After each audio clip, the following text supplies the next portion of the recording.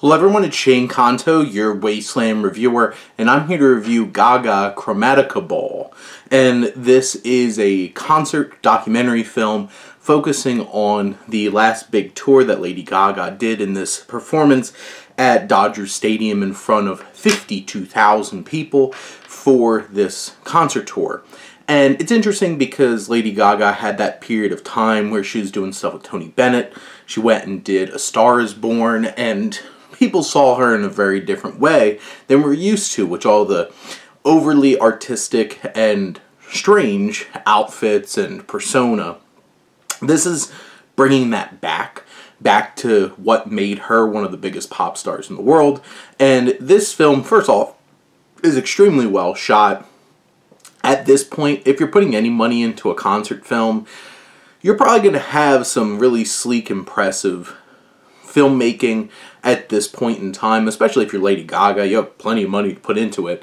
And this certainly, it's broken into acts as well. The first act very much is her greatest hits, those big pop songs that made her basically the next Madonna in terms of one of the queens of pop music and pop performance, because there's performance arts dances throughout, especially this first act, and towards the end of the film there's big artistic leaps and bold, ambitious choices that she makes in terms of how she presents herself, and that's interesting, it's engaging, and there's that. The music in the middle parts of the film is still great music. From start to finish, Lady Gaga has a full, almost 2-hour set of fantastic music. I'm a big Lady Gaga fan, more into rock and metal and stuff like that, but hard to argue, she makes some amazing music. And towards the middle, it really strips away everything. And she plays some of those songs from, from the Star Is Born film, and there's even a moment where she starts with this very piano-driven version of Born This Way before she kicks into the actual recording version of it. Obviously, she's making a lot of statements that these songs are supposed to be about, and really reinforcing support for the LGBTQIA+ community.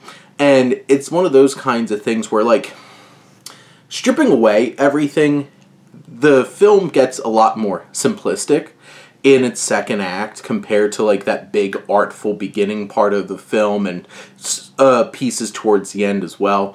So just from an artistic standpoint, the middle part's a lot less interesting. It's interesting, it plays out a lot like a lot of films. That second act just drop a little bit, but the music's still great, and it's very intimate. There's a lot more emotion in those moments. Overall, this is a really well-made, ambitious concert film.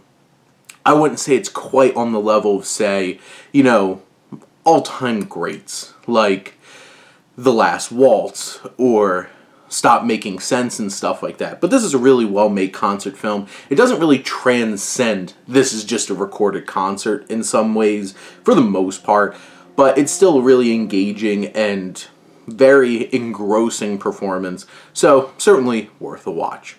But those are my thoughts on Gaga Chromatica Ball. Let me know what you think, and let's talk some movies. But thank you as always for tuning in to your Wasteland reviewer.